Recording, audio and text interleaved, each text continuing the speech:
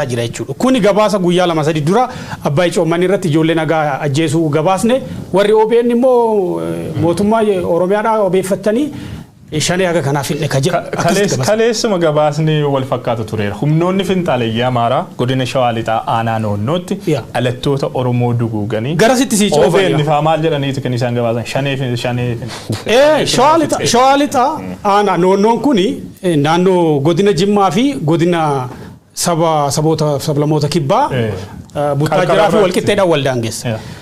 Haga nama 20 kan ta'u humnoota finxaalee Amaaraa achitti dhachiisanii ummata qe'ee keessaa buqqisanii gariin jimlaan fixanii daa'imman haawwan manguddoota mana wajjin guban kaleessa jechuudha. Sagalee isaanii dhaggeeffannee ka Shawaa Lixaa walitti deebiin.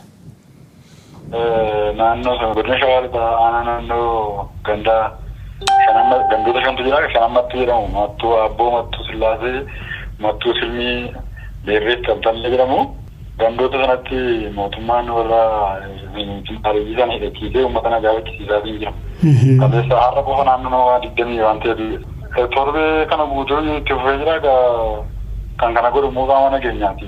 Shanee deeggartuu shanee irraa dhawaa ni jala hidhachiisanii uummata irraa hiikanii torbee kana guutuu itti fufeera. Mana tokko keessa haadha manaa abbaa manaa fi ijoollee daa'ima mucaa waggaa afurii dabalatee fidhan deemgadda har'a immoo gara nama 20 fidhan bakka tokkotti. Daa'ima waggaa afurii nama nagaadhaan daa'ima waggaa afurii dabalatee haadha manaa abbaa jechuun nama itti dhufe nama mana keessa jiru nama arga kana jiru isaanii malee qaamni biraa qaamni bakka ammaa tajjiisaaraan jiru hin jiru. Mana namaa gubuu qabeenya namaa samu nama tokkorraa horii gosa galfatan hin gatu nama hin dabu gaariisaa tokkorraa. Kan kana qindeessu mootummaadha kan jecha kana raawwatu immoo milishoota Amaaraa fi finxaalee warra mootummaa hidhachiise kanaan keessaa akka isaan dhufan hin beeku naan meeshaa gurguddaadha kan isaan qaban naannoo poolisiin na sodaatee alee immoo dhaabbatee Tole humnooti finxaalee Amaaraa kunneen eessa dhufanii naannoon kun daangaa naannoo kibbaatti naan jettee naannoo godina Shawaa Lixaatti naannoo daannoo dibeedhaan waldaangeeffatiin kibbaan garaa walqixxee naannoo sana qubattoonni Amaaraa baay'inaan jiru. Jara kana maaliif hidhachiise mootummaan jalqaba? Mootummaan kan meeshaatti fi waraana bilisummaa Oromoo irraa itti isaan immoo sana dhiisanii kaayyoo biraatiif oolchan uummata nagaa buqqisanii amma mootummaa Oromoo isaa yoo to'achuu dadhabeera. Bosonni jibaatu jira naannoo sana waraanni tureera baasumaa ture dhuguma. Garuu naannoo sana namni yoo jiru warra finxaalees ta'ee humna poolisii akkuma uummata sana nagaa naannoo gara gadiiku gara waraanni bilisummaa qaqqabne kan akka gochaa malee iddoo sana ammoo hin gaanu fi isaanii ilaa akkan jettu dursee mootummaatu shanii sirbi dhaabu baay'ee namaatu uummata Oromoo keessa jiraatu. Achi jarri buqqa'anii dursanii too miidhamanii buqqa'anii qabeenya isaanii dhiisanii buqqa'anii jirees kan kana godhu immoo mootummaadha. Uummanni keenya yoo buqqa'eera jedhanii jarri immoo wal funaananii uummata sana nagaa kana ajjeesaa fi buqqisaa mana isaa gubaatii jiru. Egaa kun Shawaa Lixaa aanaa noonnoo keessatti waan ta'edha. Aanaan noonnoo naannoo Amaaraatiin tasuma waliin daangessu. Ummati Amaaraa ummata Oromoo keessa waan jiraatuuf kacarraa ummati naannoo sanaa warri durii qubate hin jira ummata kana hidhachiisanii jalqaba maal go'anii akka informaantiin achirraa nutti himetti jalqaba shaneen isin fixuuf jirti ummata Amaaraatiin jedhe shaneen isin fixuuf jirti gara magaalaa baqadhaa jedhan achi magaalaatti hidhachiisanii deebisanii immoo ummata nagaa fixan bakkee amma aanaa noonnoo jedhamu kana gara caalaa waraana bilisummaa Oromoo naannoo Jibaatii fi gara biraatti kan socho'u. Bakka itti nama fixan immoo aanaa noonnoo ganda mattuu Sillaasee fi mattuu gandoota shanan tokko mattuu kan jedhamantu jira. Naannoo sanatti maatii gara 20 kan fixan. Yeroo waan kana godhan immoo bulchaan aanaa daa'imtuu qalamtu haawwan ajjeefaman manni qonnaan bulaa Oromoodhaa hoo gobatu bulchaan aanaa callisee ilaala. Itti gaafatamaan waajjira bulchiinsaaf nageenyaa aanaa noonnoo callisee ilaala. Itti gaafatamaa ittaanaan waajjira bulchiinsaa callisee ilaala. Amma humna isaaniitii ol taate gareen tuni jedhan. Look, naannoo Oromiyaa keessatti dhalataa Amaaraati moo Oromoodha ka seera kabachiisu dubbii seeraa fi olaantummaa seeraa osoo ta'e. Diini hamaan kaman keessaati. Diini hamaan Oromoo nyaachaa jira ka Oromoo balleessaa ture kan maqaa Oromoo himati. Jakkeetti baafatee waan finxaalee Amaaraa nuun jedhu ofirraa eenna. Yoo ani garee TPLF ofirraa eennaa jechuudha. Hammaan Oromoo siin jedha akka biyya amma kan akka garee ammaan tan sirna harka qabdu kan si nyaatu diinummaa sababa barattee dursitee yookaan ofirra wannechuu yookaan hin nyaatamta asii ka dabarru yeroo iddoo si jeesuu fedhanii maqaa targa daawwadha 4D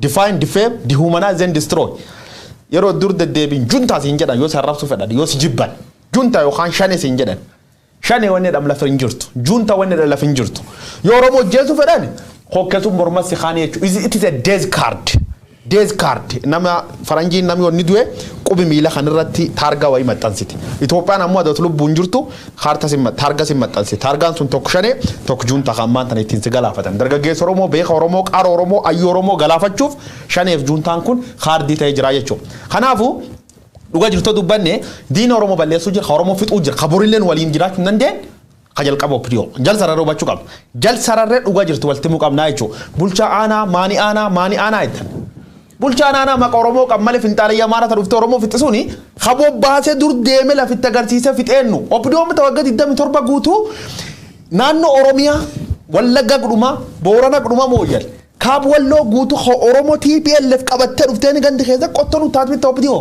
opdio sun araaramnee farda sadarkaa sun dabarte ag TPLF Oromoo na'u dadhabde ag TPLF dhugaa dubbachuuf ag TPLF opdio Oromoo na'u dadhabde jechuudha dargaggeessa Oromoo abbaa isaanii afaan itti dubbattu ijjeesaa nyaapnu nyaachisaa waan jirtu warri kun diina jal sarara diinummaan fudhadhaa nagaruma gabaabsa.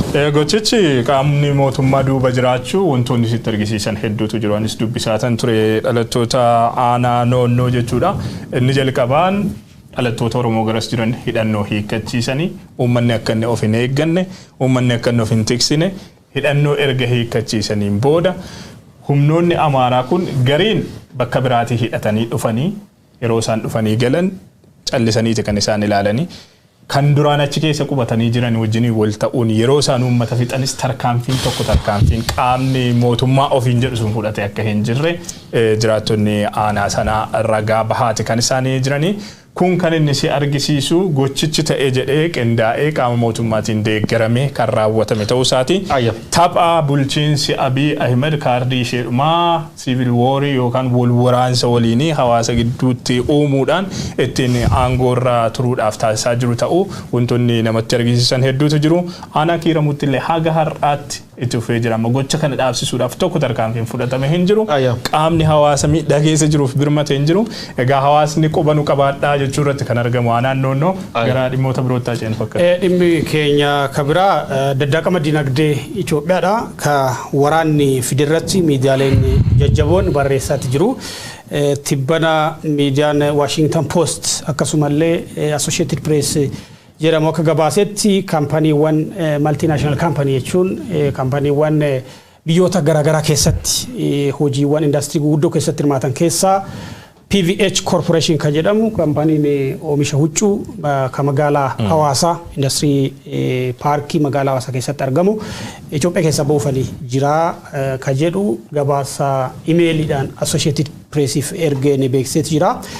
Kaampaniin kun kaampanii guddaa biraandiiwwan addunyaa irratti beekamoo akka Calvin Klein, Tommy Hilfiger jedhaman uffatoota beekamoo oomishuudhaan beekamuudha. Kuni dhiibbaa mootummaan Ameerikaa keessuma carraa gabayaa sagantaa agwaa keessa Itoophiyaa baasee hordofee dhiibbaa dhufeedha. Carraa kanaan immoo hiree kanaan Itoophiyaan doolaara dhabuu qofa osoo hin taane kaampanii dhabaa jirti, carraa hojii dhabaa jirti. Mootummooti hoogganoonni mootummaa Itoophiyaa deddeebiin kan watwaataa jiran iyyuu carraan gabaa agwaadha. Yoo dhabame Itoophiyaa keessa walumaa galatti carraan hojii namoota miiliyoona tokko caalanii dhabamuu danda'a kan jedhu kun